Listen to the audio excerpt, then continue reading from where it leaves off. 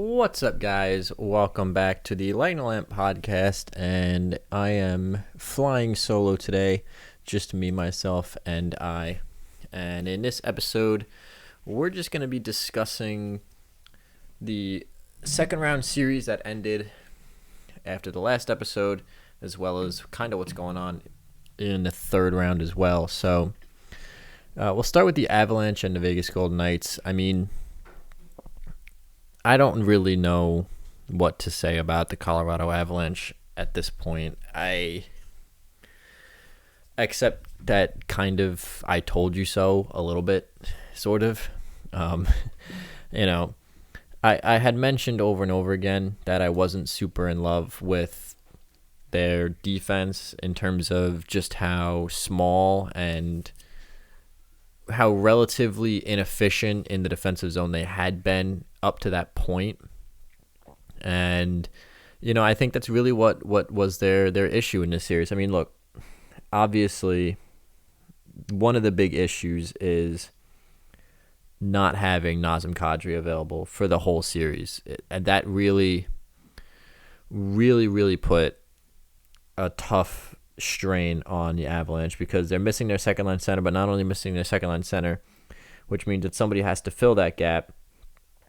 Kadri is the perfect kind of player that they needed against the Vegas Golden Knights, because when I watched this series, the difference in the first two games and the last four to me was that Vegas's forecheck was just all over the Colorado Avalanche. I mean, they had no answers. Every time the puck was in the zone, there was a Vegas forechecker on the Avalanche defenseman, crunching them against the boards, pinging them up against the boards, causing turnovers. I mean, the Avs, they killed themselves in this series. They really did. They shot themselves in the foot repeatedly with turnover after turnover after turnover, and it was brutal, honestly. I mean, and this was the thing that I pointed out, that I didn't really love the Avalanche defensemen in terms of their defensive abilities. Vegas exploited an obvious advantage that they had in terms of size. Even the Vegas forwards are some pretty big individuals. I mean, guys like Mark Stone are heavy on the forecheck, one of the best at turning pucks over in the entire NHL.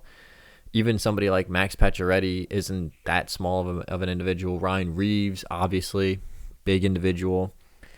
And they just caused chaos for the Avalanche defensemen. I mean, there were so many times where Avs defensemen were losing puck battles to the forwards. They were unable to get it out because they got hit while they were trying to clear the puck. Just so many issues with the breakout, I think, was the really big thing. And I mean, honestly, I thought for the most part that the Avalanche defenseman was doing a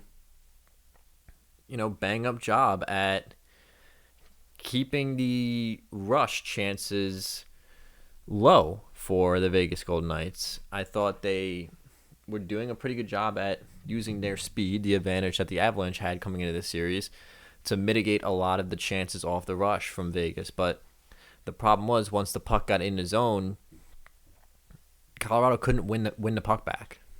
I mean, the forwards of the Avalanche were having issues with the Vegas defensemen because a lot of the Vegas defensemen were bigger than most of the Avalanche forwards. I mean, obviously, Tim and I talked about how Rantanen and Landeskog are big dudes, but there were some smaller forwards for the Avalanche that were having defensemen or having issues knocking guys like Pietrangelo or Martinez or other defensemen for Vegas off the puck. And it was just causing chaos. I mean, they couldn't win a puck battle. Vegas was winning all the battles down low, and you saw the result. I mean, Avalanche couldn't really get the offensive flow going when they couldn't control the puck. And on the flip side, the Avs' opportunity, like I said, was their speed. I really thought they needed to emphasize their speed more on the breakout and emphasize that in terms of trying to generate chances off the rush. But it just seemed like Vegas knew how to contain that, and the Avs just had no answer for the forecheck. I thought that the Avs were going to win this series. I thought that they were going to make that adjustment. And Game 6 was just turnover after turnover after turnover, just misplays and missed opportunities for the Avalanche. And, we're starting to see a pattern develop with them, unfortunately. Not being able to, get past that second round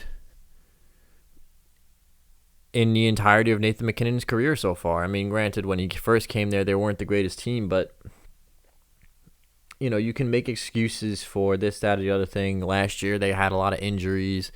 This year, Kadri went and got himself suspended, which was a big issue because they didn't really have another center to really step up and play that second-line role, and plus a nasty forechecking, hard-body type center is the exact type of center that the Colorado Avalanche were missing in this series. But bottom line, end of the day, good teams find ways to win hockey games. Good teams find ways to win series.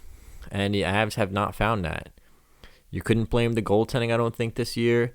You couldn't blame injuries. You couldn't blame anything, really. I think that the Avs just made a mistake in their roster construction. And I think that Jared Bednar did not make the necessary adjustments that obviously Peter DeBoer did after Game 2.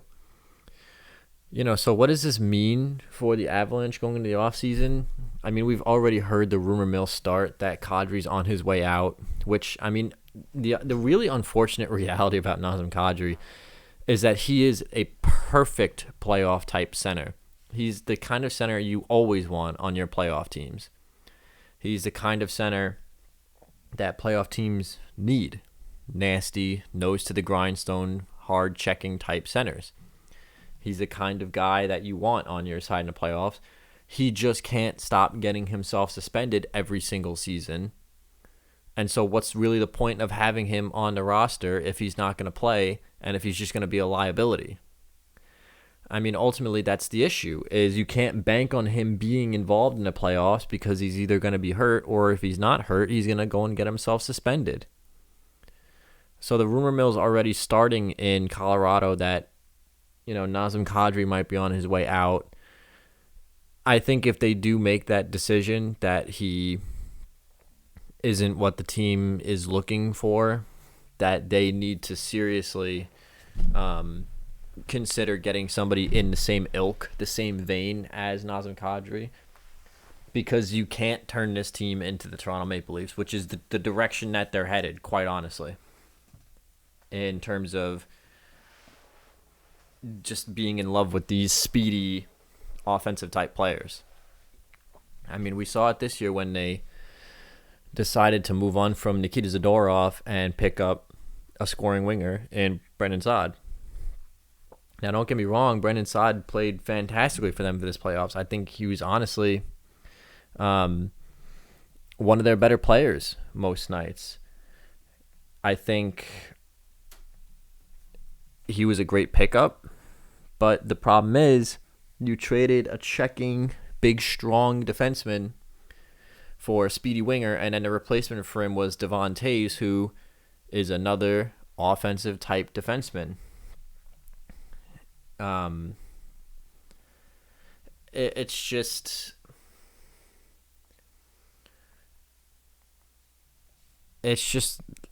you can't trend in that direction, because if you go that route, if you double down on this,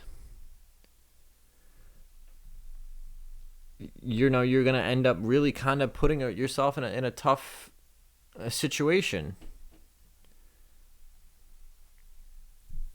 And so I think that's really something they need to address this offseason. I think they need to get bigger on the back end.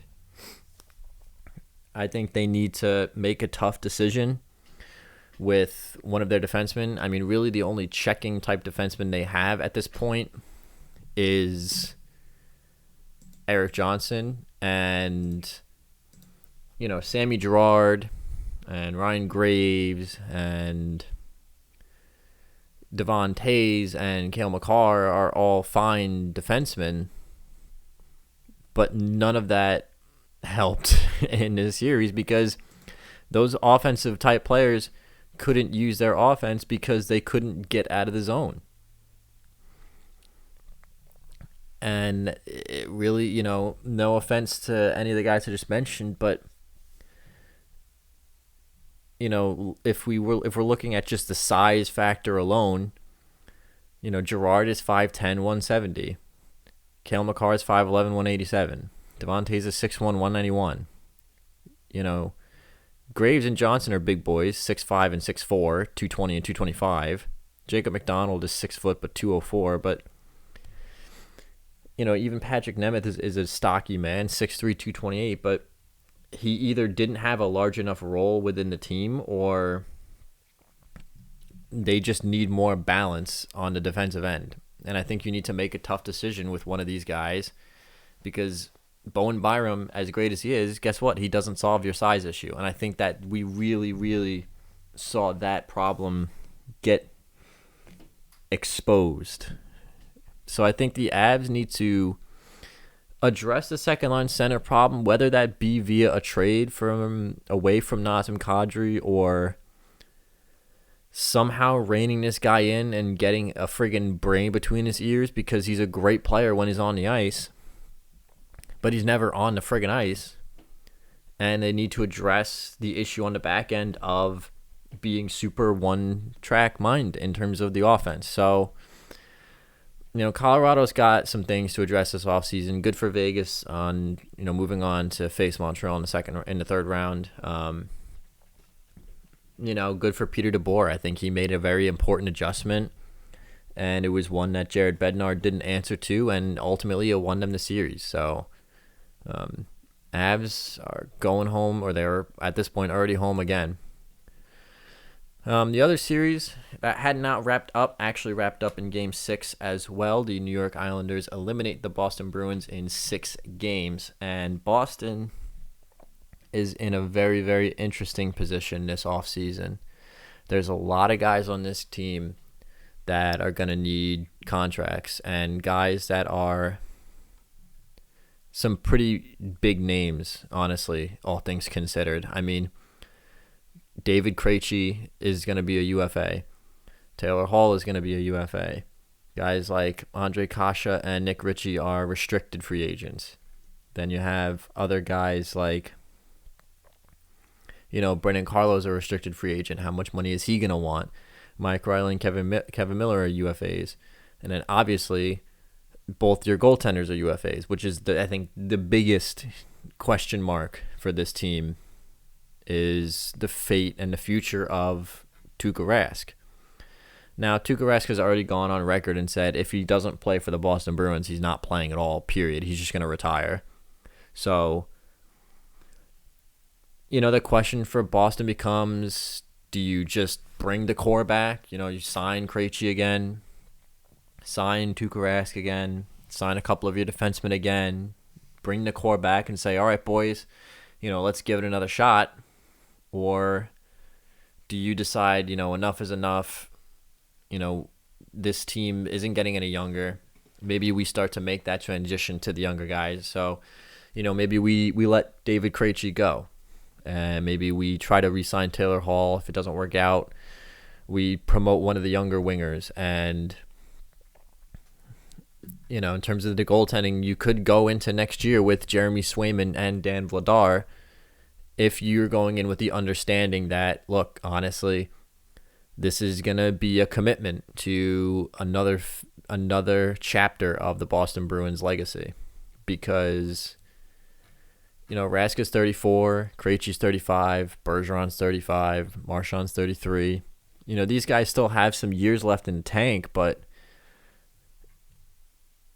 is it enough left in the tank to get you where you want to go, aka back to the Stanley Cup Finals? Obviously, it wasn't all that long ago that they were playing the St. Louis Blues in the finals, but those 3 years or 2 years, 2 or 3 years make a big, big difference in terms of, the age of a lot of these players. and their health. I mean, Tuukka Rask was playing through a torn, I think it was his labium, was busted up during the Islanders series. And,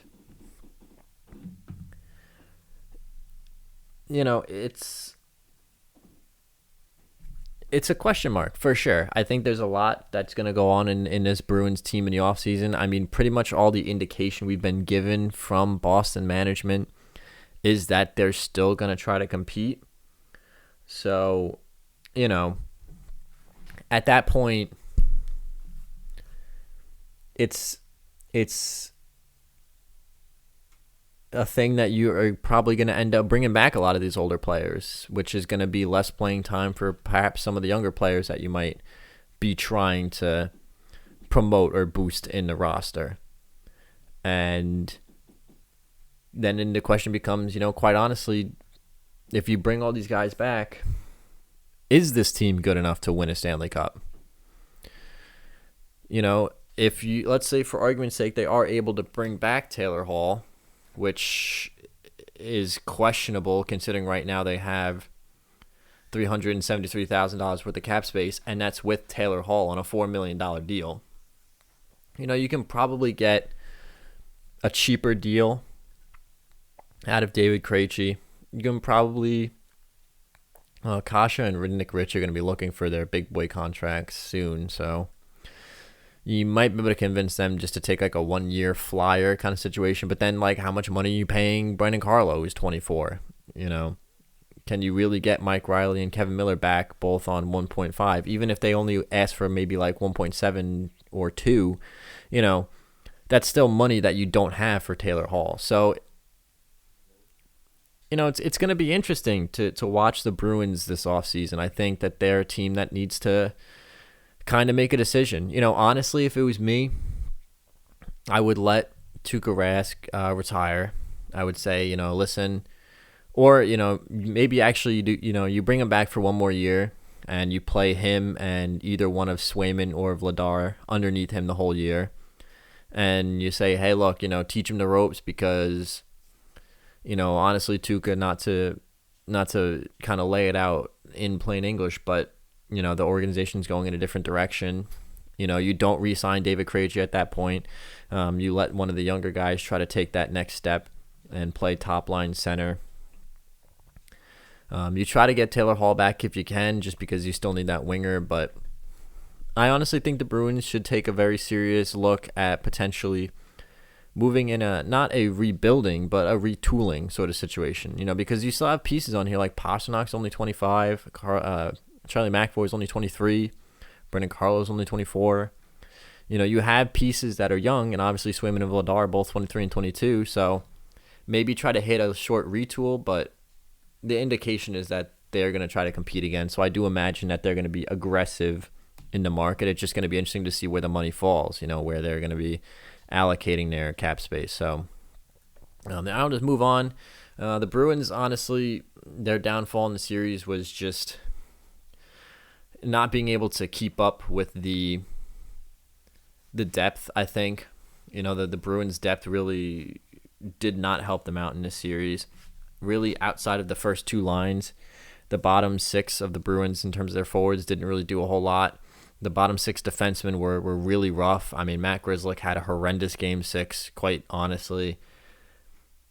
It was rough. It was a rough series for the Bruins, and I think that this is an opportunity here that you might not get again for another couple of years to hit a retool and perhaps try to influx some youth into the team. So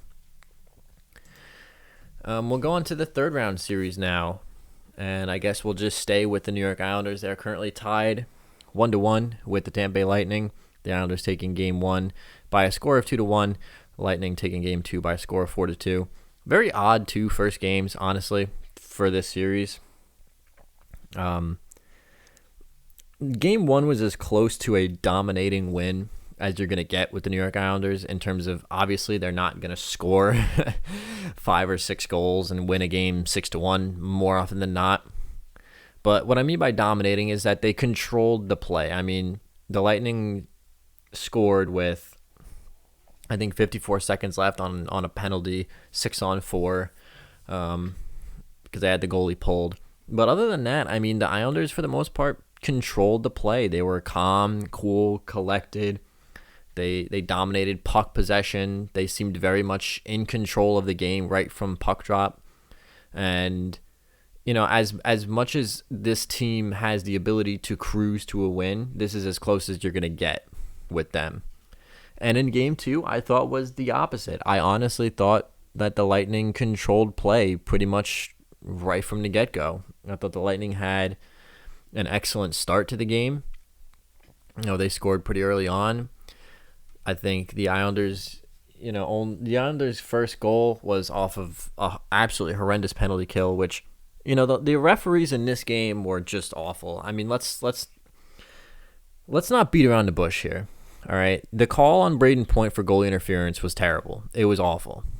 You can say what you want. Oh, he didn't try to stop even after he got pushed. His skate blades were forward. This, that, and the other thing. It was a bad call. Adam Pelech crushed him into Semyon Varlamov. There's no ifs, ands, or buts about that. And then on the same token, on the Andre Palat goal, that the 2-1 goal, the Lightning were playing with 7 guys on the ice. 7. Now there you can make an argument. Well, it didn't impact the play because 2 guys were going to the bench. Bottom line is, it doesn't matter. That's a penalty. Penalty is a penalty, a penalty. Goalie interference is a judgment call. Too many men is a hard and fast rule. There's no judgment there on too many men. They had 7 guys on the ice. So the referees all night were just bad. I mean, honestly, equally bad for both teams, in my opinion. Just horrendous refereeing. So, but the difference in this game to me is the Islanders weren't converting on their chances. I think, the Islanders had, only 26 shots on goal, but they had some quality chances. Let's not take anything away from what Andrei Vasilevskiy was able to do in game 2. A lot of those 24 shots were pretty high danger chances that Vasi was able to keep out of the net and keep the Lightning in the game. So I think that after the Lightning kind of got that confidence boost, they pretty much controlled the game. I think the first period was fairly even, but the second and third period, the Lightning were kind of in the driver's seat. They had a lot more of the chances. They were getting to their game, which is, the hard and fast forecheck, using their speed and skill to their advantage. A couple of odd man breaks for the Lightning in this game that we really didn't see in game 1. Kind of exposing the Islanders defense with that stretch pass. So, the first 2 games of the series, very, very odd, honestly. The Islanders, I thought, pretty much controlled game 1. I thought after the first period of game 2, the Lightning were more or less in a driver's seat of game 2. And, it's going to be interesting. The Islanders, obviously, they did what they wanted to do, which is get that split on the road. That's all you're ever really hoping for when you start a series on the road, because you get that split on the road. You come back to your home building, tied 1-1. You can win both your home games, and you go up 3-1. And then, from there, it's not a guarantee that you're going to put the team away, but you're in a very, very good position to do so. And, the Islanders did their job on the road, but I think both teams need to make some adjustments. I think the Lightning made a good adjustment against the Islanders in terms of game 2. I would still like to see the Lightning use their points a little bit more against the Islanders in terms of letting guys like Sergachev and Hedman loose a little bit. They seemed a little bit stiff up at the top, not really trying to drive that center or trying to drive the outside wings and get into better positions as much. And the Islanders in game 3 need to be way more disciplined. We can't keep putting the Lightning on the power play the way we are. And bottom line, end of the day, full stop, you got to convert on your chances. Because honestly, against a guy like Andrei Vasilevskiy and against a defense that says, against I won't say a defense that's a stellar, because I do think the Lightning have a good defense. But in terms of against a team that possesses the puck as well as the Lightning do, when you had the chance to get the puck in and when you had the chance to put that puck in the back of the net against a goalie like Vasilevskiy and against a team that possesses the puck as much as the Lightning do, you have to bury it. I mean, you might not get that many chances in a game, and you really got to put them away when you do. And I think that was really the big difference between these two teams in the last game. I mean, the Lightning buried their chances and the Islanders didn't. And, this is a series where you're really starting to see and feel that loss of Anders Lee for the Islanders, because quite honestly, He's the exact kind of guy you need to beat a guy like Vasilevsky, because he's just going to stand in front of him and take his eyes away. I mean, the 4 goals that the Islanders have scored, outside of the Ryan Pulock goal in Game 1, have kind of been greasy. They've kind of just been screens and odd plays, rebounds. So, I would like to see the Islanders try to drive possession a little bit more. Definitely keep more of a discipline. And from the Lightning, I do want to see their defensemen activating a little bit more. I think they're a little bit stiff right now. So, and definitely an interesting series. I mean, I'm still going to stick with what I put in my bracket. I still do believe that the Lightning will come out on top. As far as how many games, honestly, I'll say 6. I think that the Islanders will be able to take one of these 2 at home. And then ultimately, I think the Islanders will fall in 6 games. But who knows? I mean, honestly, if the Islanders can get back to their game, this series could go either way. I think this series is going to be closer than a lot of people think. And we're switching over to the Golden Knights and Canadiens series. They have Game 2 tonight at 9 p.m. in Vegas. Game 1 goes to the Vegas Golden Knights by score 4-1. A very odd Game 1 as well. Montreal, quite honestly, they dominated. They dominated the first 10 minutes of the first period. But the difference is they were not able to put the puck in the back of the net. I think if they score 1 or 2 of their early opportunities, this is a whole different ball game. I think they win if they are able to put some of those away. Because what that does is, if you put some of those goals away,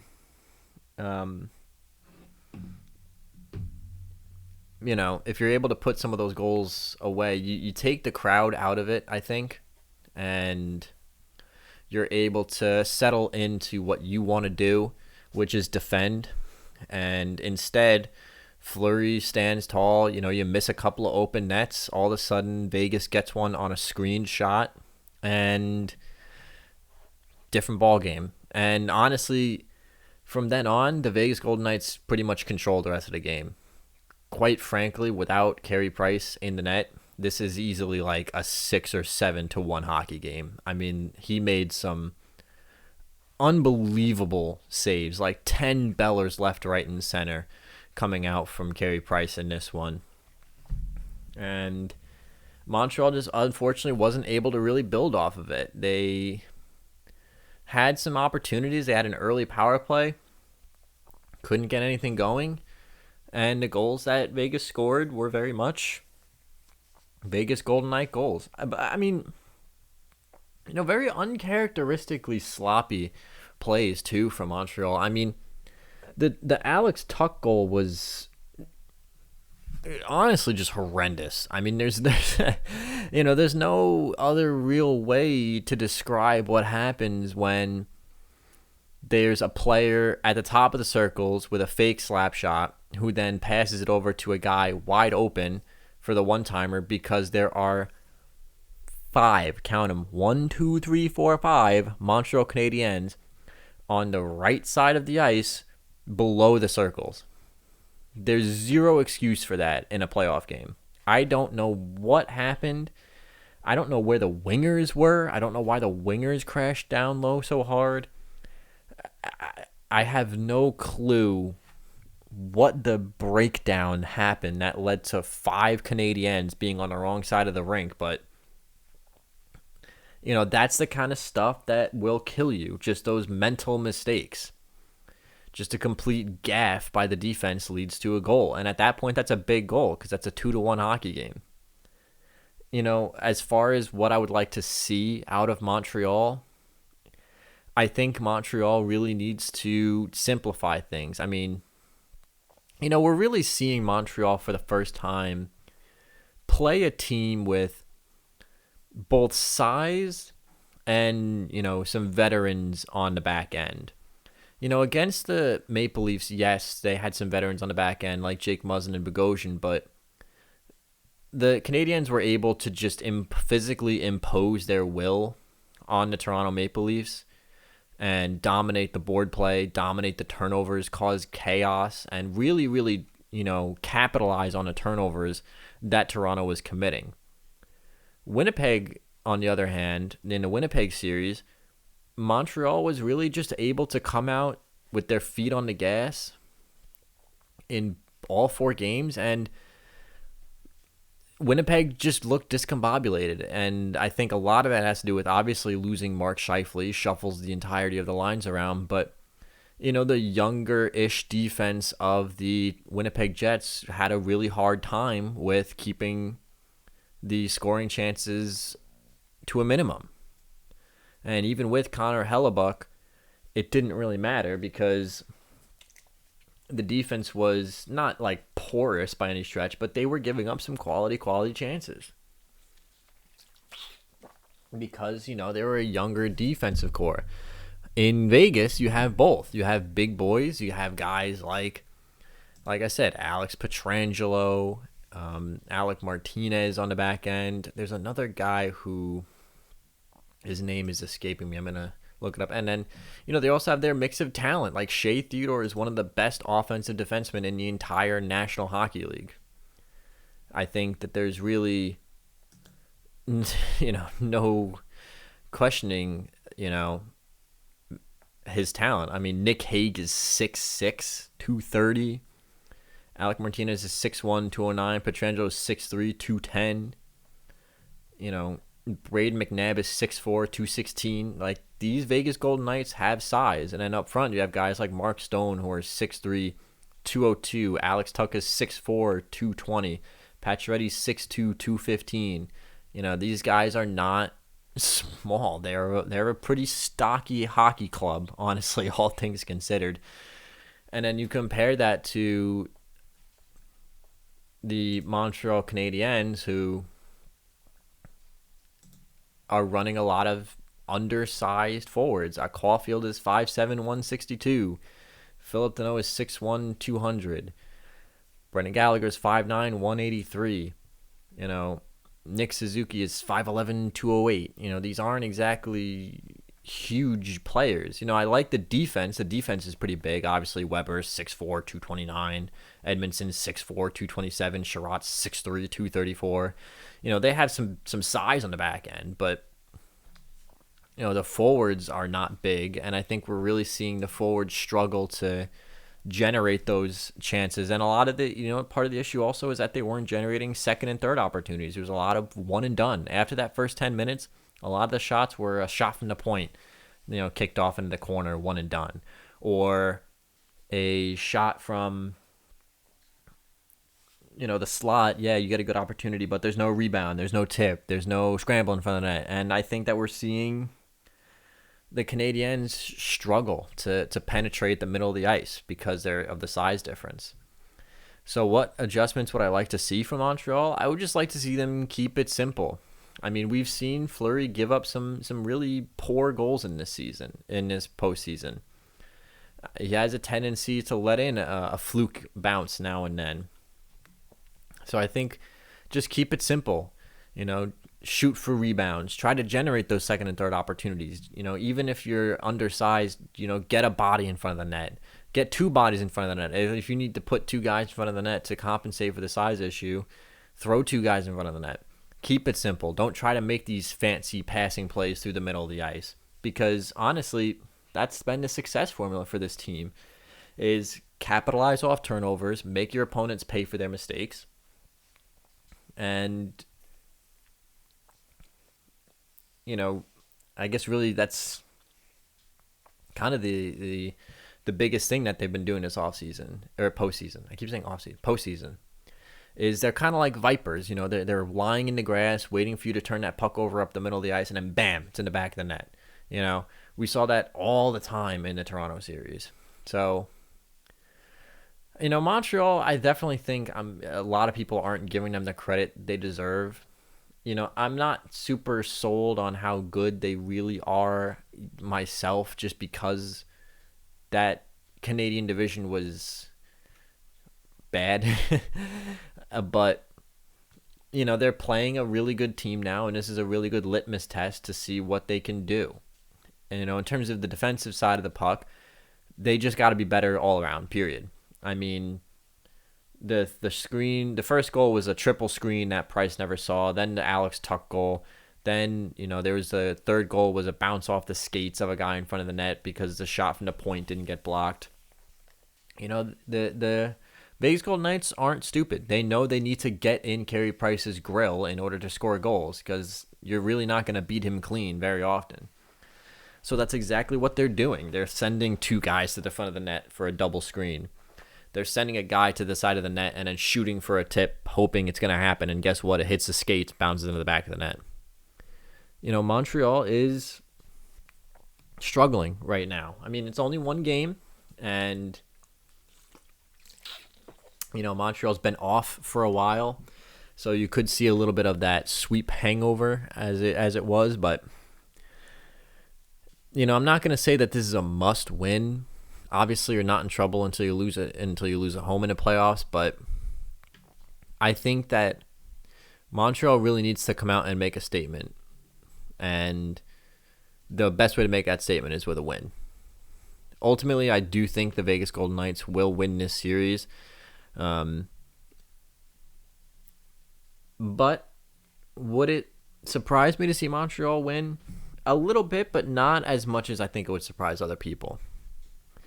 And I think that we need to start considering the Canadiens for what they are, which is honestly on paper, the defense is really good and the goaltending is really good. Obviously, the forwards leave something to be desired, but let's not pretend the Canadiens don't have some talent on this roster between guys like Caulfield, Suzuki, and on the back end, guys like Jeff Petrie, who obviously is not playing, so we'll see if he plays tonight. But that's kind of my thoughts on the 2 third-round series to this point. Obviously, still very early on in. By this time next week, I mean, who really knows, right? By this time next week, if both series wrap up in 5 games, I believe, we could potentially be talking Stanley Cup Finals. If the Canadian series would have to end in 5 and the Islanders series would have to end in 5 in order for, by this recording time next week, for us to know the Stanley Cup Finals. So that's kind of my general thoughts on the third round. I do want to talk the Gerard Gallant hiring, but I do want to have either one of Tim or Steve here to talk over that with me, because obviously being Rangers fans, I know they're going to have a lot to say about that. So I think we're going to just kind of keep it short, short, sweet, around about 40-minute podcast. Just to keep things concise, talking about that third round. There's fewer series, I should say, to talk about this time. So, like I said, gonna talk to Gerard Gallant hiring. Don't worry, we're definitely gonna get into that, and we are gonna be talking. Maybe by this time next week, maybe we have a Stanley Cup Finals matchup set. Who knows? So, I think that's about it. Oh, sorry. I think that's about it. So I want to thank you guys for watching, and we will see you guys again next time.